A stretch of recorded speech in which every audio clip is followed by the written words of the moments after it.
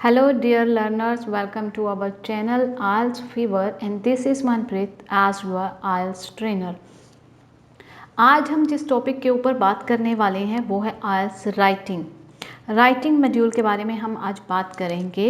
जैसा कि आप सबको पता ही है कि IELTS राइटिंग में टास्क 1 और टास्क 2 आता है, यानी कि दो हिस्सों में डिवाइड है IELTS writing, task 1 and task 2। So academic students और जनरल स्टूडेंट्स दोनों के लिए टास्क 1 जो है वो डिफरेंट होता है। सो आज का वीडियो जो है वो जिन स्टूडेंट्स ने जर्नल का एग्ज़ाम देना है उनके लिए है। सो आज बात करेंगे हम टास्क 1 के बारे में जो जर्नल के एग्ज़ाम में आते हैं। एकेडमिक के बारे में किसी और दिन बात करेंगे।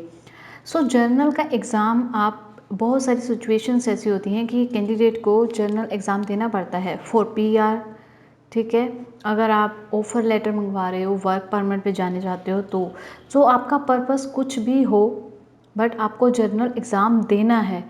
तो मोस्टली स्टूडेंट्स की प्रॉब्लम कहाँ पे आती है कि उन्हें 8,777 चाहिए होते हैं।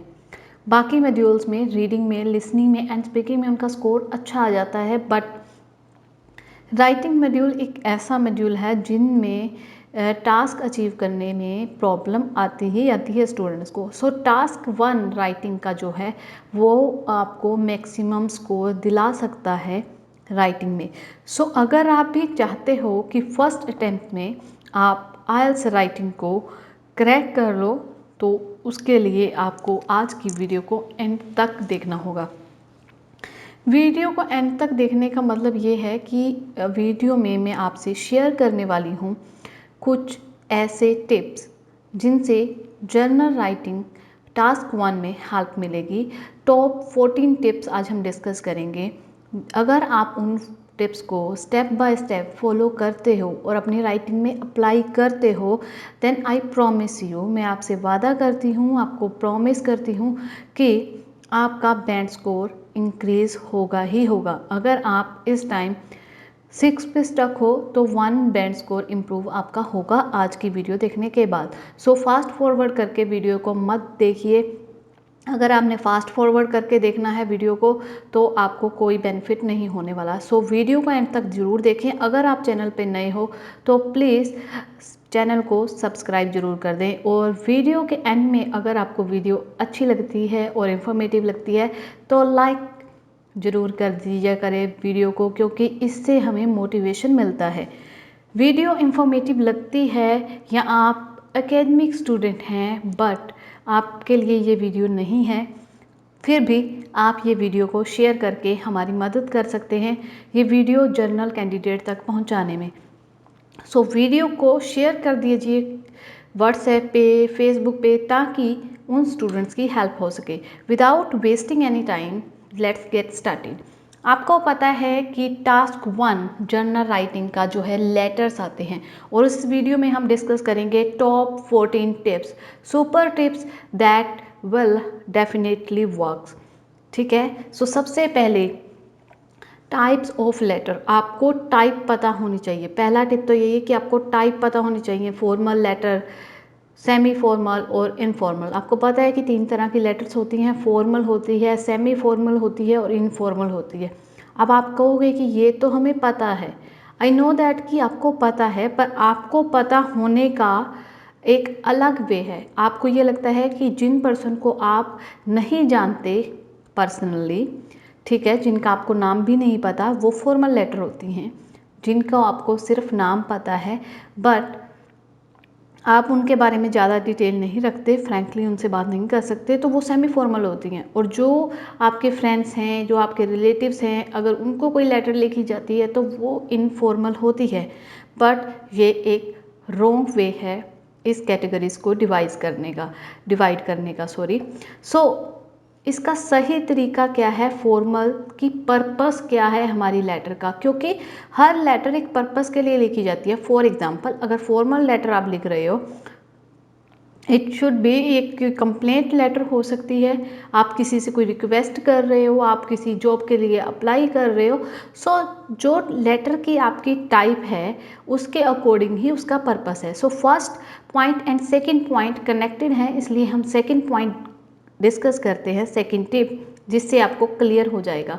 सो फॉर्मल लेटर में किस तरह के लेटर्स आपको देखने को मिलेंगे? रिक्वेस्टिंग इंफॉर्मेशन, ठीक है, आप किसी चीज़ के लिए, किसी इंफॉर्मेशन के लिए आप रिक्वेस्ट कर रहे हो किसी से। अप्लाइंग अ जॉब, जॉब के लिए अप्लाई कर रहे हो तो भी आप फॉर्मेलिटी से ही लिखोगे उस लेटर को। कंप्लेनिंग प्रोडक्ट और सर्विस, फॉर एग्जांपल कि आपने कोई प्रोडक्ट ऑनलाइन परचेज़ किया था, वो प्रोडक्ट सही नहीं निकला, आप उसे रिटर्न करना चाहते हो, कंप्लेंट कर रहे हो कंपनी में, या आपने कोई कहीं से कोई सर्विस ली थी, वो सर्विस आपको अच्छी लगी या नहीं लगी, कोई भी केस हो सकता है, तो उसके बारे में आप उन्हें कंप्लेंट कर रहे हो या अप्रिशिएट कर रहे हो। सो इस तरह की जो लेटर्स होती हैं वो फॉर्मल कैटेगरीज में आती हैं। नेक्स्ट है मेकिंग अ सजेशन और रिकमेंडेशन। मान लो कि आप किसी जॉब में काम कर रहे हो, आप किसी जॉब, किसी पोस्ट पे हो और आपने अपनी पोस्ट वहाँ से छोड़नी है, तो आप अपने फ्रेंड का रिकमेंडेशन दे रहे हो अपने बॉस को कि मेरी जगह पे आप इन्हें देख सकते हो कि इनका प्रोफाइल बैकग्राउंड जो है वो अच्छा है। सो इस तरह की लेटर्स को कैटेगराइज किया जाता है फॉर्मल लेटर्स में, जहाँ पर आपको थोड़ा फॉर्मल वे में बात करनी होती है। सो जो टोन होगी वो भी उसी अकॉर्डिंग होगी। इसके बारे में हम नेक्स्ट पॉइंट में डिस्कस करेंगे। नेक्स्ट है हमारे पास सेमी फॉर्मल। सेमी फॉर्मल में लेटर्स का पर्पस कुछ इस तरह से होता है। कंप्लेनिंग लेटर इसमें भी होती है, but complaining to landlord, landlord यानी कि मकान मालिक से आप कोई कंप्लेंट कर रहे हो कि घर में जो है विंडो है वो प्रॉपर बंद नहीं हो रही, नल नहीं अच्छे से चल रहा, या फिर इसकी मरम्मत होने वाली है। इस तरह की कंप्लेंट्स जो होंगी वो सेमी फॉर्मल में आएंगी। एक्सप्लेनिंग टू नेबर्स, नेबर्स को आप कुछ टास्क दे रहे हो या उन्हें कुछ एक्सप्लेन कर रहे हो, इस तरह की भी लेटर जो है सेमी फॉर्मल कैटेगरी में आती हैं। Asking professor for permission, for permission, professor से किसी बात की परमिशन लेना, लाइक टाइम एक्सटेंड करवाना अपनी असाइनमेंट का, ठीक है, या फिर आपने कोई ड्यू डेट मिस कर दी है एग्ज़ाम की, आप उसके रिगार्डिंग उनसे कुछ परमिशन ले रहे हो कि मैं इसे दोबारा दे सकता हूँ या नहीं। सो इस तरह की जो लेटर्स होंगी उन्हें कैटेगराइज किया जाएगा सेमी फॉर्मल में। इनफॉर्मल लेटर्स वही जो आपकी पर्सनली होती हैं, कि आप अपने किसी फ्रेंड को इनवाइट कर रहे हो डिनर पे, मूवी के लिए, या उसका थैंक कर रहे हो, थैंकिंग लेटर्स जो है वो इनफॉर्मल में आएंगी। अपोलोज आएंगी, यानी कि आप सॉरी फील कर रहे हो, ये फॉर्मल में भी आती हैं और इनफॉर्मल में भी आती हैं। आस्किंग फॉर एडवाइस, कोई आप उनसे एडवाइस लेना चाहते हो, लाइक मूव ऑन होना है आपने किसी अब्रॉड कंट्री में, आपका फ्रेंड वहाँ पे ऑलरेडी रह रहा है, आप उससे एडवाइस ले रहे हो कि यहाँ पे आना और यहाँ पे किस तरह की मतलब काम मुझे करना पड़ेगा, और या फिर यहाँ पर आकर मैं कैसे सेटल होऊंगा, प्लीज़ मुझे एडवाइस कीजिए, ठीक है। सो इस तरह के लेटर जो है वो इनफॉर्मल में आएंगे। आई होप कि आपको फर्स्ट और सेकंड पॉइंट का डिफरेंस पता लग गया होगा कि टाइप्स और उसका पर्पस जो है ये डिफाइन करता है कि आपकी लेटर फॉर्मल है, सेमी फॉर्मल है या इनफॉर्मल है। आज के बाद फॉर्मल, सेमी फॉर्मल और इनफॉर्मल को सिर्फ और सिर्फ उनके ओल्ड स्टाइल में कैटेगराइज करना बंद कीजिए। आप सिर्फ और सिर्फ स्टेटमेंट पढ़ के, उसका टाइटल पढ़ के लेटर का ये भी जज कर सकते हो कि ये सेमी फॉर्मल है, फॉर्मल है या इनफॉर्मल है। नेक्स्ट पॉइंट, नेक्स्ट टिप जो आपके लिए वो है open and close the letter correctly. इसका क्या मतलब है? बहुत सारे स्टूडेंट्स ये मिस्टेक करते हैं कि ओपनिंग और क्लोजिंग जो है वो लेटर की वो करेक्टली नहीं करते। कैसे? फॉर्मल लेटर को ओपन करना है डियर सर और मैडम लिख के, एंडिंग करनी है यूअर्स फेथफुली लिख के। Semi formal mister, dear mister Stephen, dear mister John और यूअर्स सिंसियरली से एंड होगा। इनफॉर्मल लेटर में आपको जैसा कि पता है कि उसका नाम पता होगा, आपका फ्रेंड है या रिलेटिव होगा। सो डियर राहुल, डियर अनु, इस तरह से आप मेंशन कर सकते हो, और एंडिंग कर सकते हो आप बेस्ट रिगार्ड्स और बेस्ट विशेस से। ये आप सबको पता है कि इस तरह से एंडिंग होगी और इस तरह से स्टार्टिंग होगी, बट फिर भी आप मिस्टेक करते हो। वो मिस्टेक क्या है? अगर आपने स्टार्टिंग में डियर सर या मैडम के बाद कोमा यूज़ किया है तो आप एंडिंग में यूअर्स फेथफुली या बेस्ट विशेस या वार्म विशेस के बाद भी कोमा लगाओगे। सेफ साइड क्या है कि आप ना स्टार्टिंग में यूज़ कीजिए कोमा, ना एंडिंग में यूज़ कीजिए। अगर आपने स्टार्टिंग में कोमा लगाया है तो एंडिंग में भी कोमा आएगा, अदरवाइज़ आपके बैंक स्कोर जो है वो कट होते हैं, ये मिस्टेक काउंट होती है। ये मिस्टेक नहीं करनी है। Number 4, start the letter appropriately, because जो फर्स्ट इम्प्रेशन हमारा होता है वो लास्ट इम्प्रेशन होता है। स्टार्टिंग जो है वो इंफॉर्मेटिव और इम्प्रेसिव होनी चाहिए। फॉर्मल और सेमी फॉर्मल लेटर्स के एग्जाम्पल आपके साथ है कैसे स्टार्ट करनी है आपको letter. For example, I am writing to inquire about, ठीक है, कोई भी सेंटेंस उसके आगे आप लिख सकते हैं। I am writing to inform you, I am writing in connection with. आप टोन देखिए कि इस तरह की टोन आपको फॉलो करनी है formal and semi formal letters में। इनफॉर्मल लेटर में आप किस तरह से लिख सकते हो? I hope you and your family are all well, how have you been, it's been too long since we were last in touch. Difference क्या है इसमें कि जब फॉर्मल लेटर आपको लिखनी है और सेमी फॉर्मल आपको लेटर लिखनी है तो आप स्टार्टिंग से ही मुद्दे की बात पर आ रहे हो कि आप किस टॉपिक के ऊपर क्या आपका कंसर्न है, किस बारे में आप लेटर लिखने वाले हो।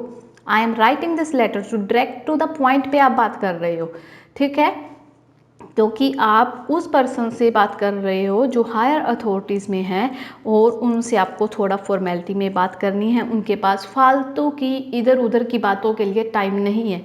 आप टू द पॉइंट बात लिख रहे हो कि I am writing this letter for this and this, ठीक है।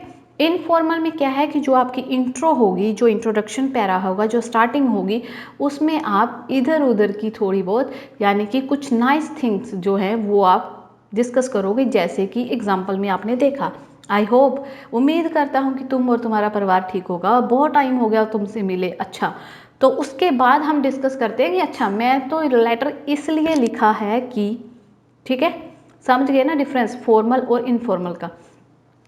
नंबर 5 टिप की अगर बात करें, यूज स्टैंडर्ड राइटिंग एक्सप्रेशंस। अब ये क्या होता है? ये होता है कि आपको tone throughout the letter वही रखनी है। फॉर एग्जाम्पल कि अगर आप फॉर्मल लेटर लिख रहे हो तो आपकी फॉर्मल टोन होनी चाहिए पूरी लेटर में, स्टार्टिंग से लेके एंडिंग तक। अगर आप इनफॉर्मल लिख रहे हो तो आपको इनफॉर्मल यानी कि उसमें फॉर्मेलिटी नहीं होगी लेटर में, जैसे आप कैजुअल अपने घर में अपने फ्रेंड से बात करते हो उसी तरह से आप जो है अपने एक्सप्रेशन शो करोगे अपनी लेटर में, ताकि वो नेचुरल लगे। एग्जाम्पल के तौर पे आप ये देखिए जिससे आपको क्लियर हो जाएगा। फॉर एग्जाम्पल कि कोई अपोलॉजी की लेटर है हमारे पास, फॉर्मल में आप उसे कैसे लिखोगे? My sincere apology for missing a conference, missing the meeting, ठीक है, आप उससे माफ़ी मांग रहे हो कि मैं सिंसियरली अपोलोजाई, मैं सीरियसली सॉरी बोल रहा हूँ कि मुझसे मिस हो गई मीटिंग, ठीक है। अब सॉरी वाली लेटर अगर आपको इनफॉर्मल में लिखनी है तो आप कैसे लिखोगे? I am very sorry for missing your wedding. यहाँ पे जो शब्दों का चयन है, आपको जो शब्द आपने चूज़ करने हैं वो according to formal and informal letter ही चूज़ करने हैं, यानी कि जो आपकी टोन, जो आपका स्टाइल रहेगा वो अकॉर्डिंग टू फॉर्मल और इनफॉर्मल लेटर रहेगा। एक और एग्जाम्पल लेते हैं जिससे आपको क्लियर हो जाएगा। फॉर सपोज कि आपको किसी के लिए रिक्वेस्ट करना है, किसी इंफॉर्मेशन के लिए रिक्वेस्ट करना है, फॉर्मल लेटर में आप कैसे लिखोगे? I would be grateful if you could please send me the information as soon as possible, ठीक है। इनफॉर्मल में आप अगर कोई रिक्वेस्ट कर रहे हो तो आप कैसे लिखोगे? Could you please send me the book as fast as you can. There is a difference, यहाँ पे डिफरेंस है फॉर्मल टोन में और इनफॉर्मल टोन में। ये आपको ध्यान रखना है। अब top tip number 6, use correct spelling. अब बहुत सारे स्टूडेंट कहेंगे हमारी ये गलती होती नहीं, बट आप जाने या अनजाने में ये गलती करते हैं। मोस्टली मैं ये कह सकती हूँ कि 40% स्टूडेंट्स ऐसे होंगे जिनकी ये मिस्टेक होती है और इसकी वजह से उन्हें सही स्पेलिंग पता होने के बावजूद भी गलती होती है। जैसे sincerely, faithfully and connection mostly common words हैं जो हमारी राइटिंग टास्क 1 में यूज़ होते हैं, बट सिंसियरली में ई कई बार मिस हो जाता है। फेथफुली में डबल एल की जगह सिंगल एल लिखा जाता है। कनेक्शन में डबल एन की जगह पे सिंगल एन लिखा जाता है। सो इस तरह की सिली मिस्टेक्स को अवॉइड कीजिए। फॉर सपोज इसको करेक्ट करने का तरीका क्या है कि अगर आपकी ये मिस्टेक्स हो रही हैं तो उन्हें नोट डाउन कर लीजिए। एक ही मिस्टेक को जैसे छोटे होते करते थे ना, 5-5 बार लिख के देखते थे, तो उसे करेक्ट कीजिए ताकि ये मिस्टेक आप दोबारा ना करो। स्पेलिंग मिस्टेक की वजह से अगर आपके नंबर कम होंगे तो ये अच्छा नहीं है। Number 7, divide the letter into paragraphs. आपको अच्छे से पता है कि पैराग्राफ में डिवाइड करना है, बट सही वे क्या है पैराग्राफ में डिवाइड करने का? फर्स्टली इंट्रोडक्शन, ठीक है, फिर आपने अपनी सिचुएशन बतानी है कि किस बारे में आप लेटर लिख रहे हो, या फिर अगर कोई प्रॉब्लम है तो वो प्रॉब्लम क्या है।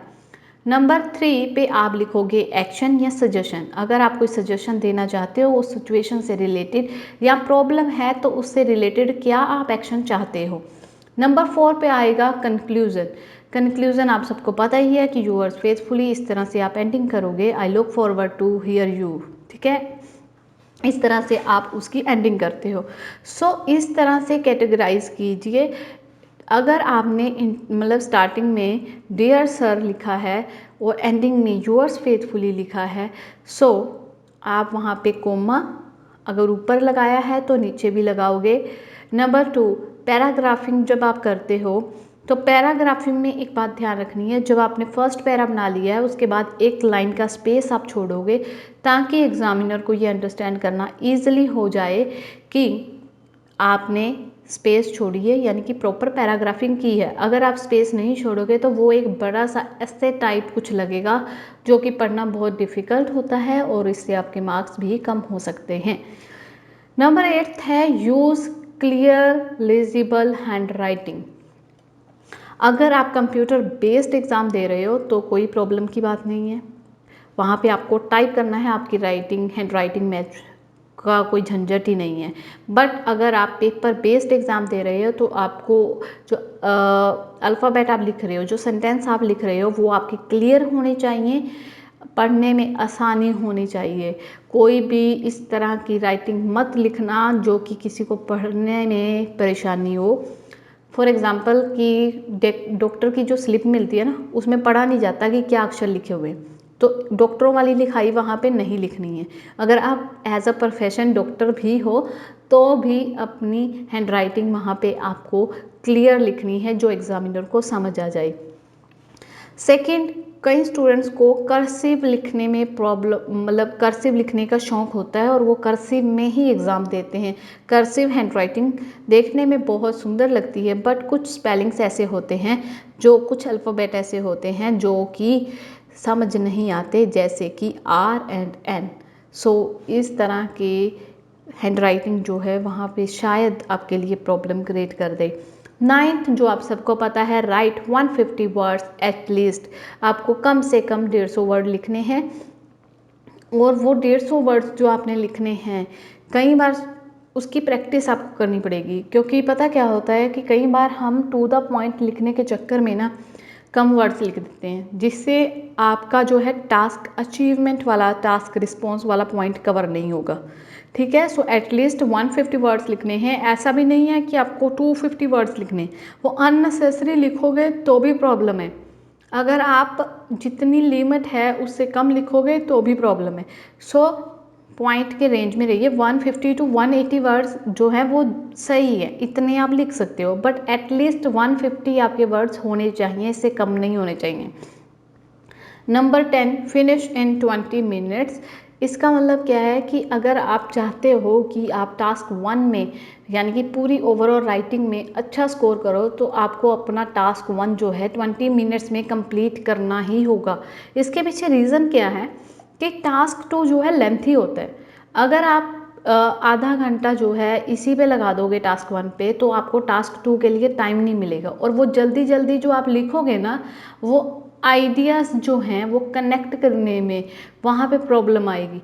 सो इसलिए जितना जल्दी हो सके 20 मिनट के अंदर अंदर टास्क 1 को कंप्लीट कर लीजिए। ये है tip number 10। So tip number 11 क्या है आपके लिए? Include all 3 bullet points. Bullet points जो एक आपको सैंपल मिलेगा जो लेटर का, उसके नीचे जो 3 बुलेट पॉइंट दिए होते हैं। For example, in your letter explain the situation, describe why it bother you and suggest a solution. आपको ये तीनों बुलेट पॉइंट, 3 के 3 ही बुलेट पॉइंट कवर करने हैं। अगर इसमें से आप एक भी पॉइंट मिस करते हो तो वो आपके बैंड स्कोर पे इफ़ेक्ट करेगा, उससे आपका बैंड स्कोर इम्प्रूव नहीं होगा। Number 12, understand the scoring criteria. आपको स्कोरिंग का क्राइटेरिया पता होना चाहिए कि मार्किंग किस वे से एग्जामिनर करते हैं। फर्स्ट है टास्क अचीवमेंट, जिसका मतलब है कि 3 के 3 बुलेट पॉइंट जो हैं, तीनों बुलेट पॉइंट आपने कवर करने हैं, प्लस आपने एटलीस्ट 150 वर्ड्स लिखने हैं। ठीक है। कोहेरेंस एंड कोहेजन क्या होता है कि आपने जो आइडियाज़ देने हैं वो लॉजिकल होने चाहिए और उनके अंदर एक प्रॉपर लिंकिंग होनी चाहिए, यानी कि ये ना लगे कि पहली लाइन का दूसरी लाइन के साथ कोई कनेक्शन ही नहीं है। सो जो भी लिखना है आपको लॉजिकल लिखना है और उसका लिंक एक सेंटेंस का दूसरे सेंटेंस के साथ होना चाहिए। ठीक है। इस तरह से आपको अपने आइडिया जो है वो लिंक करने हैं। नेक्स्ट है लेक्सिकल रिसोर्सेज। लेक्सिकल रिसोर्सेज क्या होता है कि आपकी वोकैब की जो रेंज है वो वाइड होनी चाहिए, यानी कि आपके वर्ड बार बार रिपीट नहीं होने चाहिए। आपके पास वोकैबलरी, आपके पास शब्दों का भंडार होना चाहिए। Grammar range and accuracy. Grammatical range और एक्यूरेसी क्या है कि आपको सेंटेंस में वेरिएशन शो करनी है, जैसे कि एक्टिव बना लिया, पैसिव बना लिया, सिंपल सेंटेंस, कंपाउंड, कॉम्प्लेक्स। ठीक है। इस तरह के आपको सेंटेंसेस बनाने हैं और एक्यूरेसी मतलब आपके कोई ग्रामेटिकल मिस्टेक्स नहीं होनी चाहिए। ये क्राइटेरिया, 4 क्राइटेरिया से ही आपके मार्क लगते हैं। अगर आपको इनके बारे में पता होगा तो आप मिस्टेक नहीं करोगे। नंबर 13 है प्रैक्टिस एंड फीडबैक। आपको डेली एक राइटिंग टास्क 1 लिख के प्रैक्टिस करना है। मैं ये नहीं कह रही कि आप दिन के 2-2, 3-3 टेस्ट जो है प्रैक्टिस करो, क्योंकि उसका कोई फ़ायदा नहीं है। एक की प्रैक्टिस करो, एटलीस्ट एक आप डेली का लिखो टास्क 1 और उसको लिख के आप फीडबैक लो। फीडबैक कैसे लेना है? किसी टीचर से जाके उसे इवेल्युएट करवाओ, उनसे पूछो कि मेरी किस एरिया में मिस्टेक है। वो एरिया को, वो मिस्टेक्स को, जो आपकी मिस्टेक्स आती हैं, एक नोटबुक लगाओ, डे 1 लिखो। डे 1 मिस्टेक, क्या मिस्टेक हुई है वो लिख लो कि हाँ मैंने आज इसमें ना वर्ड रिपीट किए हैं। ठीक है। मेरी इसमें ग्रामेटिकल एरर थी, मेरी आज के दिन ग्रामर की मिस्टेक्स थी। ठीक है। 3 मिस्टेक आपको पता लग गई। जब डे 2 आप प्रैक्टिस करोगे तो अपनी बुक, वो जिसमें आपने मिस्टेक्स लिखी थी, वो आपने सामने रखनी है। वो मिस्टेक्स आपको डे 2 वाले दिन रिपीट नहीं करनी। गारंटी देती हूँ मैं आपको कि अगर आप हफ्ता अपनी मिस्टेक्स को, अपने आप को जज करोगे ना अगर हफ्ता, तो आपकी 7वें दिन जो इम्प्रूवमेंट होगी वो आपको खुद को पता चल जाएगी। And last but not the list, वो क्या है? Read model answer from reliable sources. कौन से, मतलब बहुत सारी वेबसाइट्स मिल जाएंगी, बट जिस पे आप ट्रस्ट कर सकते हो ना, सिर्फ वहीं से आप मॉडल आंसर पढ़ना। आप हमारी वेबसाइट पे जा सकते हो www.ielsfever.org। मेरे को बताने की ज़रूरत नहीं है इस वेबसाइट के बारे में। ऑलमोस्ट मैं कहूँ कि 10 में से 9 स्टूडेंट्स ऐसे होंगे जिनको इस वेबसाइट के बारे में पता है कि यहाँ पे जो मटेरियल है वो किस लेवल का है। आप यहाँ पर जाके जो है आप अपने लेटर्स के सैम्पल आंसर रीड आउट कर सकते हो, जिससे आपको आइडिया हो जाएगा कि फॉर्मल लेटर को किस वे में लिखा जाता है और इनफॉर्मल को किस वे में लिखा जाता है। ये थी जी आज की वीडियो। उम्मीद करते हैं आपको आज की वीडियो पसंद आई होगी। पसंद आई है और इन्फॉर्मेटिव लगी है तो प्लीज़ वीडियो को लाइक ज़रूर कर दीजिए और इसके साथ साथ वीडियो को लाइक करने के साथ इसे शेयर भी कीजिए जितना पॉसिबल हो सके व्हाट्सएप पे और फेसबुक पे, ताकि दूसरों की भी हेल्प हो सके। IELTSFever.org में आप जाकर मॉक टेस्ट में भी पार्टिसिपेट कर सकते हो, जिसमें हम राइटिंग की इवैल्यूएशन करते हैं। अगर आप चाहते हो कि फीडबैक के लिए आपको कोई टीचर नहीं मिल रहा तो आप हमसे जो है हेल्प ले सकते हो। हम आपको फीडबैक आपकी इवैल्यूएशन करके दे देंगे, आप उन मिस्टेक्स पे काम कर सकते हो। Thank you for watching this video. Please subscribe this channel and share as much as you can. Thank you for watching.